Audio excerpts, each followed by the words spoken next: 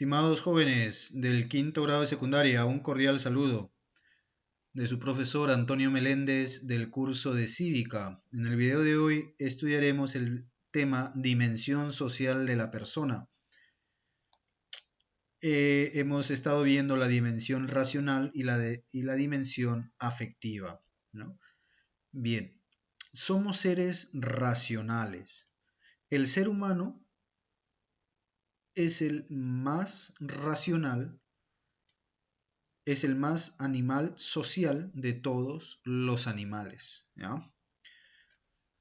Nacemos en estado más inmaduro que cualquier otro animal, ¿no? Y ustedes ya deben saberlo, ¿no? O sea, nosotros nos formamos 9 meses en el vientre, mientras salimos pues dependemos totalmente de nuestros padres, ¿no? Incluso a la edad que tienen todavía siguen dependiendo de sus padres, ¿no?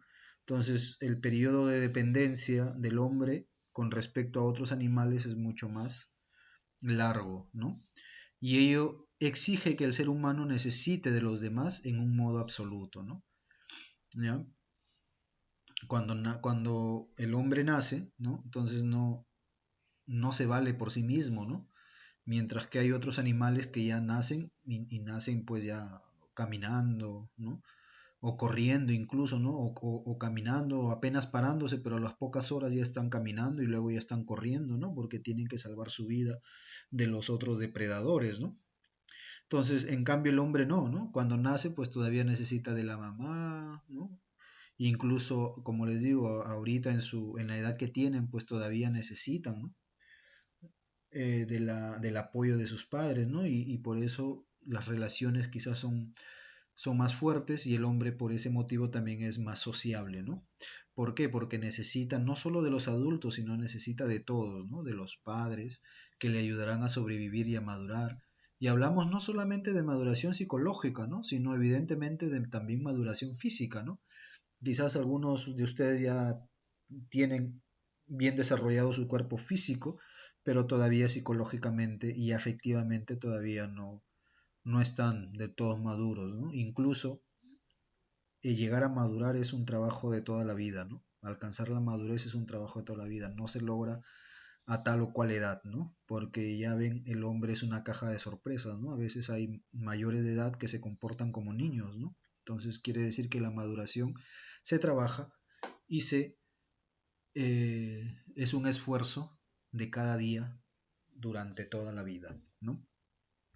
El filósofo alemán Arnold Gehlen, que vivió entre los años 1904 y 1976, meditó sobre esta naturaleza precaria del ser humano y señaló que, como nacemos poco dotados anatómica y fisiológicamente para ser autónomos, sustituimos nuestra falta de potencia o de agilidad por los recursos de nuestra inteligencia, que va madurando en sociedad paso a paso, ¿no? Es decir, como ya lo que les decía, ¿no? El hombre demora muchos años para poder independizarse, para poder madurar, o al menos tener una madurez, digamos, socialmente admitida, ¿no? Bueno, la edad, ¿no? Y luego, pues, psicológicamente a veces nos demoramos un poco más, ¿no? En madurar, ¿ya? Aristóteles, ya en el año 384, que vivió entre los años 384 y 322, subrayó ya el papel social del ser humano, ¿no? Su función social junto a la función lingüística. O sea, Aristóteles fue el discípulo de Platón, ¿ya? Fue discípulo de Platón, para que lo tengan en cuenta, porque la próxima clase en filosofía vamos ya a empezar con Aristóteles, ¿no? Entonces, Aristóteles fue discípulo, perdón, de Platón, ¿ya? Aristóteles fue discípulo de Platón. Y él también ha sido un gran pensador, un gran sabio, padre de la lógica, padre también de la lógica, de la metafísica, etcétera, ¿no? ¿No?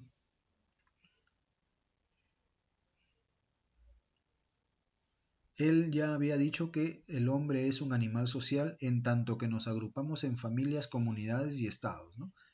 Y además somos seres que hablamos. Aristóteles compara al ser humano con las abejas, ¿ya? Animales que forman colectivos en forma de panal o colmena, ¿no? Para Aristóteles el hombre es como una abeja, ¿ya? Porque se reúne en sociedad, en comunidad, ¿ya? Y es más, ¿no? El hombre sin comunidad, pues no es nadie, ¿no? Al menos, al menos en nuestra cultura, ¿no? Acá ustedes pueden ver, por ejemplo, en el norte, ¿no? Que a veces en la casa del papá viven los hermanos y los hermanos viven con sus esposas, ¿no? E hijos, ¿no? Entonces hay una comunidad, ¿no? Incluso en las sociedades del Oriente, ¿no? De Asia, de África incluso también, ¿no? La sociedad, la familia es importante, ¿no? El grupo, ¿no? El hombre es hombre, digamos así, o es persona en referencia a su grupo, ¿no? En referencia a su familia, en referencia a su comunidad.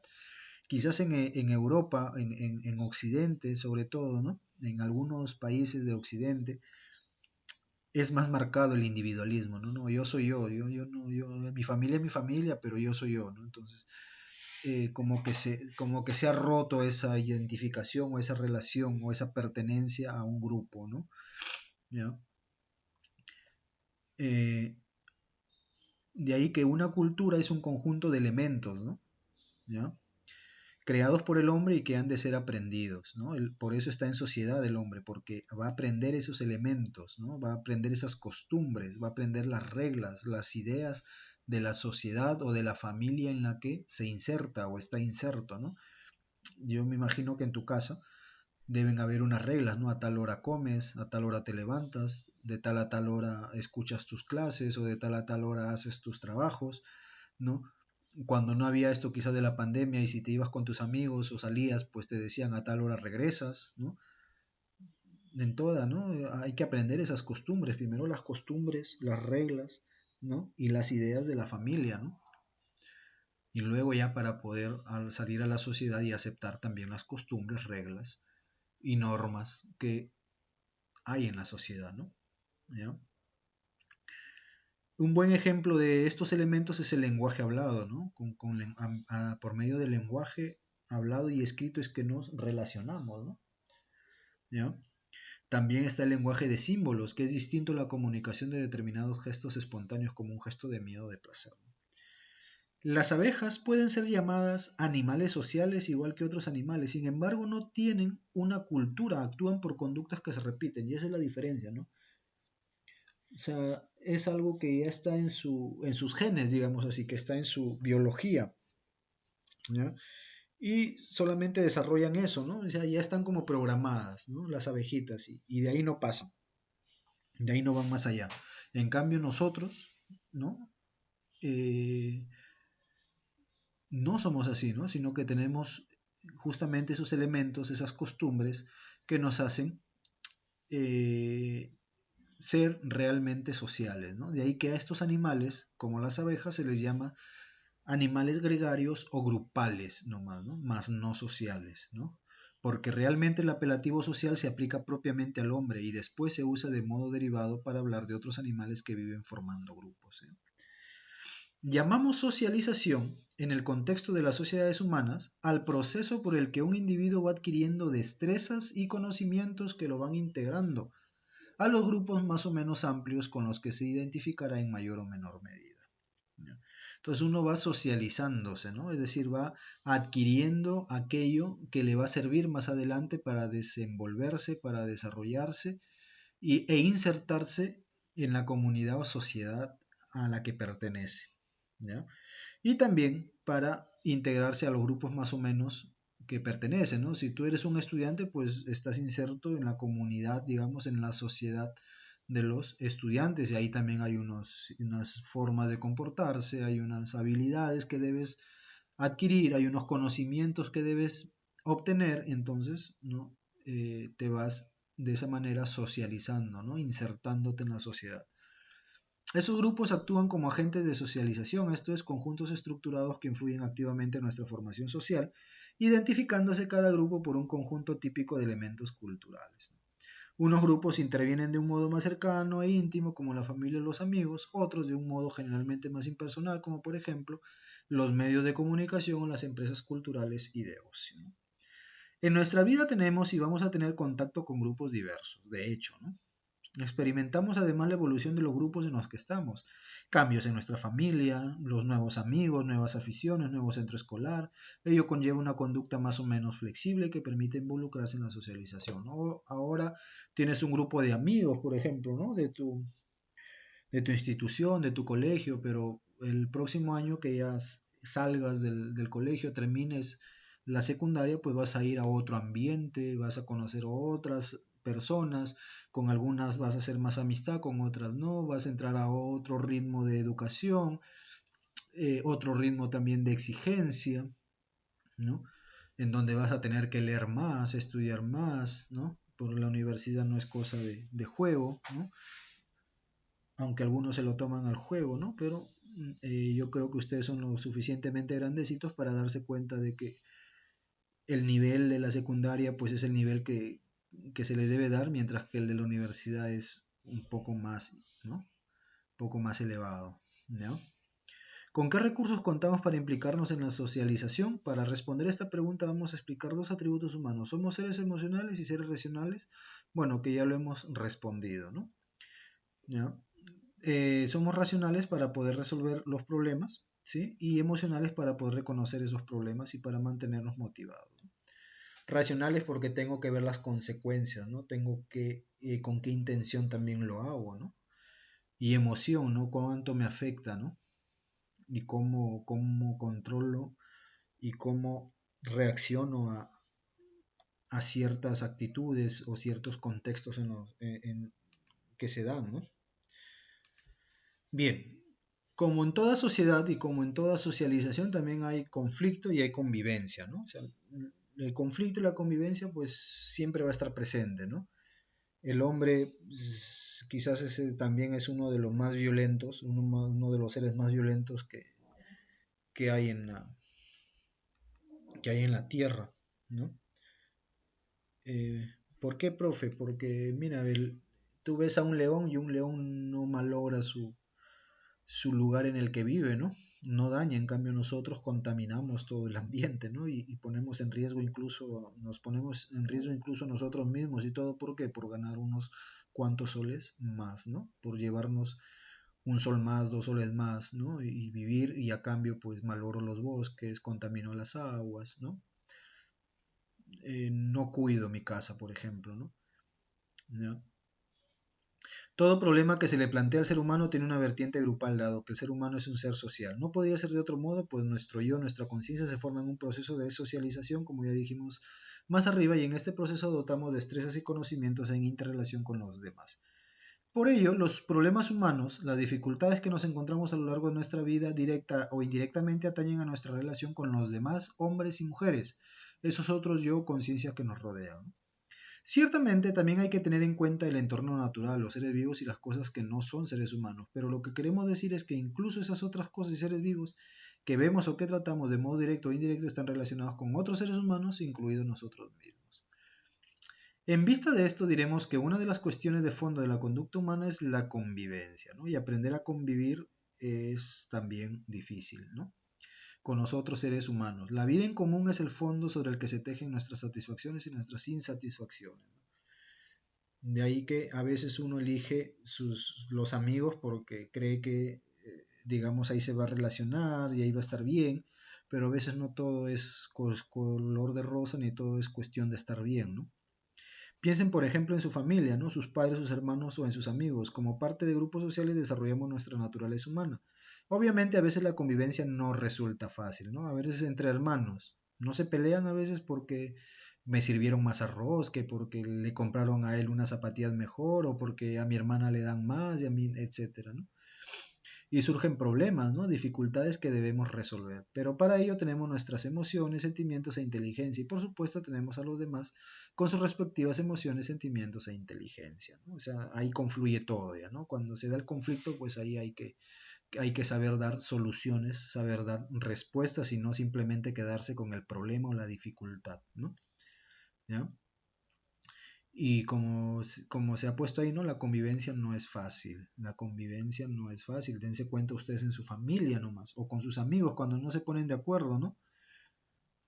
Entonces, eh, tienes que poner en práctica pues lo que vienes estudiando, ¿no? Controlar las emociones, pensar antes de actuar, incluso antes de hablar, pues pensar qué es lo que vas a decir, cómo vas a solucionar esto que está pasando, pero para eso también tienes que estudiar, ¿no? Porque nada surge espontáneamente, ¿no?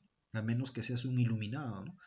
Pero por lo general pues hay que leer un poco, hay que estudiar y hay que experimentar también la vida, ¿no? A veces con la sola experiencia pues es caro, ¿no? Te enseña, como dice un viejo, una vieja frase, ¿no? La experiencia enseña bien, ¿no? Pero cobra caro, ¿no? ¿Ya? A veces es mejor aprender de los otros, ¿no? E incluso aprender de los libros, de los conocimientos de los autores, de los investigadores, ¿no? Para darte cuenta que ciertas actitudes o ciertos comportamientos, ¿no? O ciertas circunstancias se resuelven de tal o cual manera, ¿no? Bien, la filosofía moral o ética parte de este fondo del convivir conflictivo que es la vida del ser humano, ¿no? Desde la antigüedad los filósofos han pensado en el marco de sus teorías qué actitudes debemos adoptar para enfrentarnos del modo más positivo a los conflictos. Platón, ¿no? Como lo acabamos de ver hace un poco en el video, decía, se refería al control racional, ¿no? Hablábamos que la razón, el alma racional es la que debe gobernar, ¿no? Al alma irascible y al alma concupiscible, ¿no? Y ahí se ve, ¿no? La razón es la que debe dominar nuestra vida, ¿no? Y no dejarnos llevar por los impulsos, ¿no? ¿Ya? Ni por los apetitos corporales, ¿no? La inteligencia humana ha de controlar estas emociones para que éstas no se disparen y nos hagan llegar a extremos indeseados. El gran filósofo Aristóteles, discípulo de Platón, el mismo que dijo que el ser humano es un animal social, destacó la importancia de la moderación de nuestras emociones y sentimientos. Hay que buscar el justo medio, ¿ya? El justo punto medio, lo que en latín se llama sacra mediocritas, ¿ya? La sacra mediocridad en el sentido de que el justo medio, la sacra, la santa medida, ¿no? ¿Ya? Un ejemplo que puso el propio Aristóteles es el punto medio entre la cobardía y la temeridad. Este punto medio es la valentía bien entendida en cada persona, ¿ya? O sea, Aristóteles decía, no hay que irnos a los extremos. El extremo es la cobardía, ¿no? El que no me atrevo a nada, soy cobarde. Y la temeridad de que no temo a nada, ¿no? Soy un arriesgado, me voy, no. Aristóteles decía, no, la valentía es el justo medio, ¿no? Es el punto de equilibrio entre estos dos extremos. La inteligencia humana hace posible una educación sentimental o emocional encaminada a que surjan en nosotros actitudes positivas para conducir nuestra vida individual y grupal hacia derroteros de mayor felicidad, ¿ya?